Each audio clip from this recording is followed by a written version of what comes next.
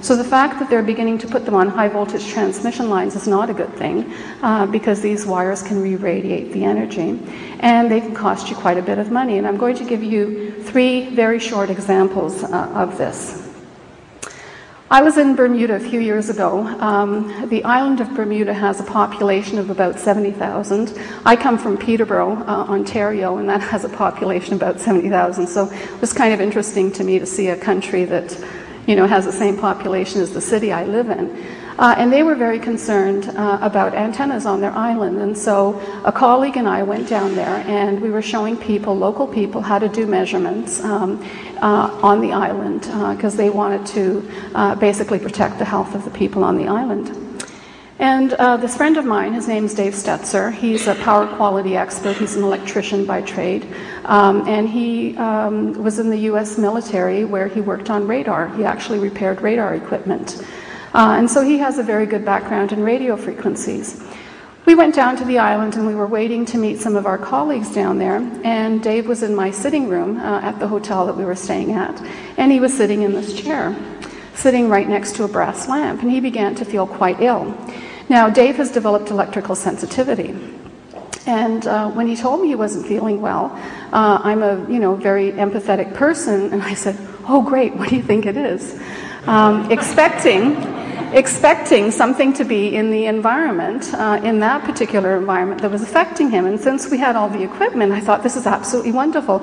We can find out what's affecting you. And as we're teaching some of our friends in Bermuda how to do the measurements, we can get and then use it as a teaching tool. I don't think he was all that amused by this. But anyway, we began to take out our equipment, and I took out one piece of equipment, which is a directional antenna, so it tells you where the radiation is coming from. And we found out there was some sort of antenna kitty corner to the room that we were in. And we went out on the balcony, had a look, and yes, we could see the top of that particular antenna. He took out another piece of equipment. He said, I don't think that's it. He said, I think it's related to this lamp I'm sitting next to. I mentioned it's a brass lamp, and so once again we were thinking maybe the metal was acting like an antenna and re-radiating the energy. So we took out another meter, and we found high frequencies coming off of the lamp. Well, this is kind of interesting. I actually, when he was holding the meter, pointing it towards the lamp, I remember sort of bending over to have a look at the values, and the reading went down. And I moved away, and the reading went up, and I moved closer, and it went down. I thought, I said, that's really interesting. I said, I must be blocking it. He said, no. He said, you're absorbing this energy. Well, it turns out that when he measured the electrical cord, all of that was radiating. As soon as we unplugged it, the radiation went away. So the lamp wasn't acting like an antenna. The entire electrical system in that building was acting like an antenna. He even pointed it to the bed where I was sleeping, and it was re-radiating high frequencies. Now, what on earth could re-radiate from a bed? Well, you've got the coils, the bed springs. And when he was doing these readings, he was measuring the high frequency electric field coming off the bed. I moved my knee, and I just touched the bed with my knee, and the readings went down. What was happening is that they were actually going through my body. So why do people have a difficult time sleeping if they're exposed to this form of energy? Because they're sleeping on a bed probably that has a mattress with coils in it, and they're re-radiating, and they're being exposed all night long. He took out another meter, and this time we were able to measure the frequency, and we found out that the antenna that we were picking up on the wire was a radio station, 103 FM, 103 megahertz on the dial. Another example, when this form of energy actually gets onto the electricity, it's called dirty electricity. It interferes with your power quality. That's what I do research in, and I'm just going to show you one example that I think is very dramatic of what can happen when this form of energy gets onto the wires. One of the groups of people I work with are people who have multiple sclerosis. Multiple sclerosis is a nervous disorder, and we think that this form of energy affects the nerves in a very profound way. And as I was working with people with MS, we were getting remarkable results when we cleaned up the dirty electricity in their home. And I went to this one home, and I began to videotape people because I thought no one's going to believe the results we're getting. And so I videotaped this one woman. She's 40 years old. She has progressive MS, and when I was talking to her, she was sitting on her hands. And I asked her, I said, why are you sitting on your hands? She says, because they shake. And I said, would you mind, holding them out, holding them as still as you possibly can while I videotape them? And she agreed. Now, the levels of dirty electricity, by the way, in her home were down here, about 148 to 2,000, which is very, very high. This is the meter I used to measure the dirty electricity. The levels in this room are over 2,000. They've been linked to cancers in a recent study, and I'm actually contributing to the dirty electricity in here, by the way, with the equipment I'm using. They've recently been linked to cancer clusters among teachers in a school in California. Okay, I asked her to hold her hands out, and she's holding them as straight as she possibly can. Her mother's moved back in with her to feed her because she can't feed herself. Her husband takes care of her during the night, and her mother takes care of her during the day. We cleaned up the dirty electricity in our home. We got the levels quite low, and these are the types of filters that you plug into your house to clean them up, by the way. And 6 weeks later, I asked her to hold her hands out again, and this is what you can see.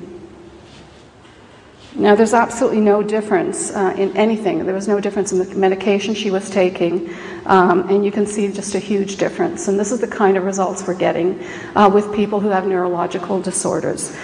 So if you happen to be living near cell phone or radio or television transmitter antennas, it's very important to find out whether or not that energy is actually getting on the wiring in your home. Now, some of the people that I've met today told me that sometimes when they're using the phone, they suddenly hear a radio station coming through the line. This shouldn't happen. It means that your line, the station hasn't properly filtered their transmitters, and it's getting onto the wiring. So this is really, really important that you get rid of this. Okay. What about my third story is actually going to be what it might cost you if you happen to have dirty electricity coming in on your wires. I worked with a woman in New York State who was electrically sensitive, and just by chance she told me that her electricity bill had just skyrocketed, and she thought it related to the latest cell phone tower that was placed in her neighborhood. And one of the things that's at the base of any kind of antenna installation is their electrical housing. This is where they connect to the grid. And this is where they would filter any kind of radiation to make sure it doesn't get onto wires. On the side of your house, you have something called an hour-watt meter, and this tells the utility how much electricity you're using. And they're going from mechanical hour-watt meters now to digital ones. But with the original hour-watt meters, they're designed for 60 cycles, which is what your electricity comes at, 60-cycle frequency. If you start having higher frequencies on your wire, what that will do is it'll make the hour-watt meter spin more quickly. Okay? If it's spinning more quickly, it's telling the utility that you're using more energy, and so your bill goes up. So we looked at the data she had. She kept all of her bills. She was electrically sensitive, so she didn't have a computer or an air conditioner. She used fans, and she really didn't use that much electricity. Her annual bill before the antennas were placed in her neighborhood was $1,400 for electricity. Once the antennas came in, her annual bill rose to $2,400.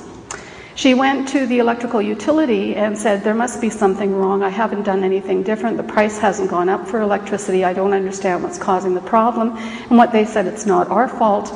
Talk to the cell phone industry.